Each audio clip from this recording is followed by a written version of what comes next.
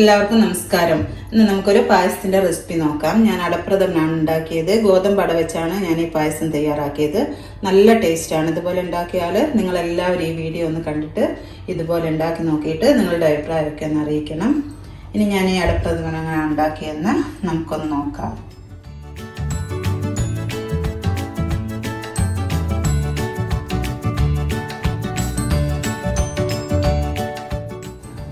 പായസം ഉണ്ടാക്കാനായിട്ട് നമുക്കൊരു കുക്കർ ഒന്ന് അടുപ്പത്തേക്ക് വെച്ചെടുക്കാം. ഇതൊന്ന് ചൂടാവുമ്പോൾ നമുക്കിതിലേക്ക് 2 ടേബിൾ സ്പൂൺ നെയ്യ് ഒഴിച്ചു കൊടുക്കാം. ഞാനിവിടെ 200 ഗ്രാമിൻ്റെ ഗോതമ്പിൻ്റെ അടയാണ് എടുത്തത്. ഇത് ഞാനൊന്ന് കട്ട് ചെയ്ത ശേഷം ഈ നെയ്യിലേക്ക് ഇട്ട് കൊടുക്കുന്നുണ്ട്. എന്നിട്ട് നമുക്കിതൊന്ന് നല്ലോണം ഇളക്കി ഒന്ന് ചെറുതായി ഇതൊന്ന് മൂപ്പിച്ചെടുക്കണം.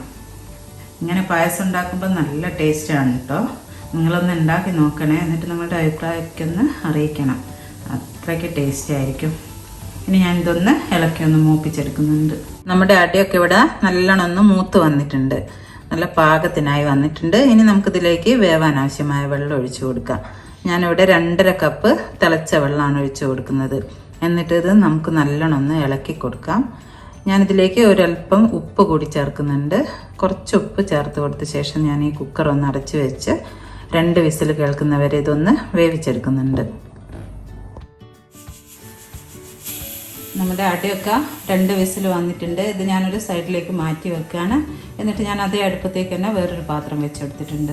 ഇനി ഞാനിതിലേക്ക് 3 ടേബിൾ സ്പൂൺ പഞ്ചസാര ചേർത്ത് കൊടുത്തിട്ടുണ്ട്. നമുക്കിതൊന്ന് കാരമലൈസ് ചെയ്ത് എടുക്കണം. കണ്ടില്ലേ, നമ്മുടെ പഞ്ചസാരയൊക്കെ ഇവിടെ കളറെല്ലാം മാറി വരുന്നുണ്ട്. ചെറിയ തീയിലാണ് ഞാനിത് വെച്ചെടുത്തത്. ഇതിൻ്റെ കളറെല്ലാം മാറി വരുന്നുണ്ട്. അധികം അങ്ങ് ഡാർക്ക് കളറാകണ്ട, അപ്പോൾ കരിഞ്ഞൊരു ചുവ വരും. അതുകൊണ്ട് നമുക്കതിൻ്റെ മുന്നേ തന്നെ ഇതൊന്ന് ഇളക്കി കൊടുത്ത് പാകമാകുമ്പോൾ നമുക്കിതിലേക്ക് പാല് ചേർത്ത് കൊടുക്കാം. കണ്ടില്ലേ, നമ്മുടെ പഞ്ചസാരയൊക്കെ നല്ല ബ്രൗൺ കളറായി വന്നിട്ടുണ്ട്. ഇത്രയായാൽ മതി. ഇനി കൂടുതൽ സമയം വെച്ച് കൊടുത്താൽ ഇതങ്ങ് കരിഞ്ഞു പോകും. ഇതിൻ്റെ ടേസ്റ്റൊക്കെ അങ്ങ് മാറിപ്പോകും. ഇനി നമുക്കിതിലേക്ക് പാല് ചേർത്ത് കൊടുക്കാം. ഞാനിവിടെ 1 ലിറ്റർ പാലാണ് ചേർത്ത് കൊടുക്കുന്നത്.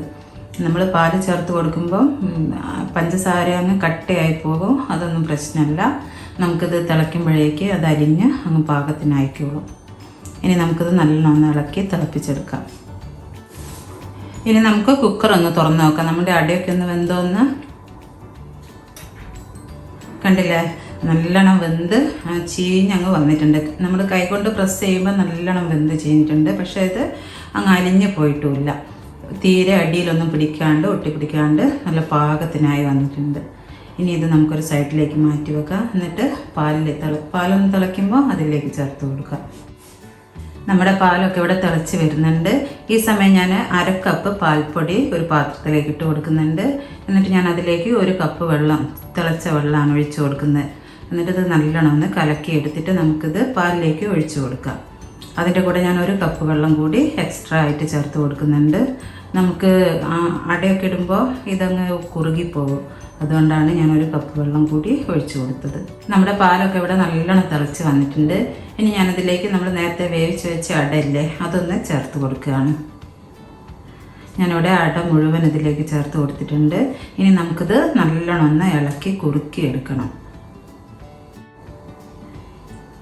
ഞാനിവിടെ അടയിട്ട ശേഷം ഈ പാലും അടയൊക്കെ നല്ലോണം ഒന്ന് തിളച്ച് വന്നിട്ടുണ്ട്. ഈ സമയം നമുക്കിതിലേക്ക് പഞ്ചസാര ഒന്ന് ചേർത്ത് കൊടുക്കാം. ഞാൻ 1 കപ്പ് പഞ്ചസാരയാണ് ചേർത്ത് കൊടുക്കുന്നത്. നമുക്ക് ഈ പഞ്ചസാര ചേർത്ത ശേഷം ഈ അടയെ ഒന്ന് കുറുക്കിയെടുക്കുമ്പോൾ നല്ല ടേസ്റ്റ് ആയിരിക്കും. ആ പഞ്ചസാരയൊക്കെ അടയിലേക്ക് പിടിച്ച് അടയൊക്കെ ചവയ്ക്കുമ്പോൾ നല്ലൊരു മധുരവും നല്ല ടേസ്റ്റും ആയിരിക്കും ഉണ്ടാവുക. പിന്നെ അതുപോലെ നമ്മൾ പാലിൻ്റെ പായസം എപ്പോഴും ഉണ്ടാക്കുമ്പോൾ അതിൽ കുറച്ച് പാൽപ്പൊടി ചേർത്താൽ അതിനൊരു പ്രത്യേക രുചി തന്നെയായിരിക്കും. നല്ല രുചിയായിരിക്കും.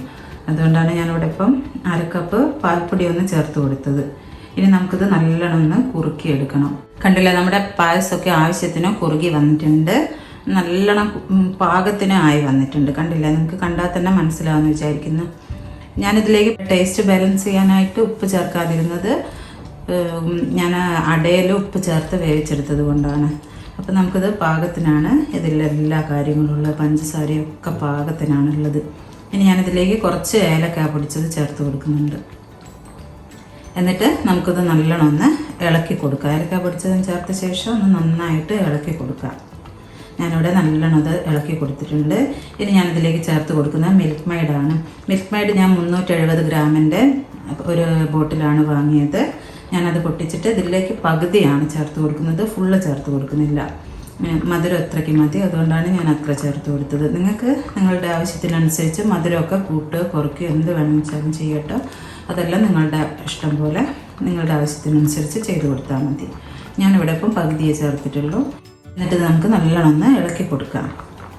എന്നിട്ട് നമുക്ക് ഗ്യാസ് ഒന്ന് ഓഫാക്കിയിട്ട് ഇതിന് വേണ്ട അണ്ടിപ്പരിപ്പ് മുന്തിരിയൊക്കെ ഒന്ന് റെഡിയാക്കി എടുക്കാം. ഞാനിവിടെ വേറൊരു പാത്രം അടുപ്പത്തേക്ക് വെച്ചിട്ടുണ്ട്. ഇതിലേക്ക് നമുക്ക് അല്പം നെയ്യ് ചേർത്ത് കൊടുക്കാം. കുറച്ച് നെയ്യ് ചേർത്താൽ മതി. ഞാൻ അണ്ടിപ്പരിപ്പ് മുന്തിരി ഒന്ന് വാട്ടി കിട്ടാനുള്ള നെയ്യ് ചേർത്താൽ മതി. നമ്മൾ നേരത്തെ നെയ്യിലൊക്കെ അല്ലേ ഈ അടയൊക്കെ വേവിച്ചെടുത്തത്, അതുകൊണ്ട് കുറച്ച് നെയ്യ് മതി. ഇപ്പം തന്നെ നല്ല ടേസ്റ്റ് ഉണ്ട് പായസത്തിന്. ഞാൻ ഇതിലേക്ക് ഒരു പിടി അണ്ടിപ്പരിപ്പ് ചേർത്ത് കൊടുക്കുന്നുണ്ട്. എന്നിട്ട് നമുക്ക് ഒന്ന് ഇളക്കി കൊടുക്കാം. അണ്ടിപ്പരിപ്പൊക്കെ പാകത്തിനായിട്ടുണ്ട്. ഇനി ഞാൻ മുന്തിരി കൂടി ചേർത്ത് കൊടുക്കുന്നുണ്ട്. എന്നിട്ട് നമുക്കിതൊന്ന് നല്ലോണം ഒന്നുകൂടി നോക്കിച്ചെടുക്കാം. കണ്ടില്ല, അണ്ടിപ്പരിപ്പ് മുന്തിരിയൊക്കെ പാകത്തിനായിട്ടുണ്ട്. ഇനി നമുക്കിത് പായസത്തിലേക്ക് ചേർത്ത് കൊടുക്കാം. അങ്ങനെ നമ്മുടെ ടേസ്റ്റിയായ അടപ്രഥമൻ ഇവിടെ റെഡി ആയിട്ടുണ്ട്. നല്ല ടേസ്റ്റാണ്. ഇതുപോലെ ഉണ്ടാക്കിയാൽ തീർച്ചയായും നിങ്ങളെല്ലാവരും ഇതുപോലെ ഉണ്ടാക്കി നോക്കണം. എന്നിട്ട് നിങ്ങളുടെ അഭിപ്രായമൊക്കെ ഒന്ന് അറിയിക്കുകയും വേണം.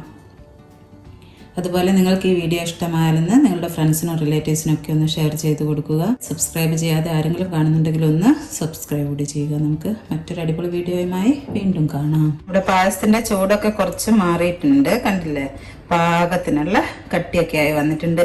ഇനി നമുക്കിത് 2 ഗ്ലാസ്സിലേക്കൊന്ന് ഒഴിക്കാം.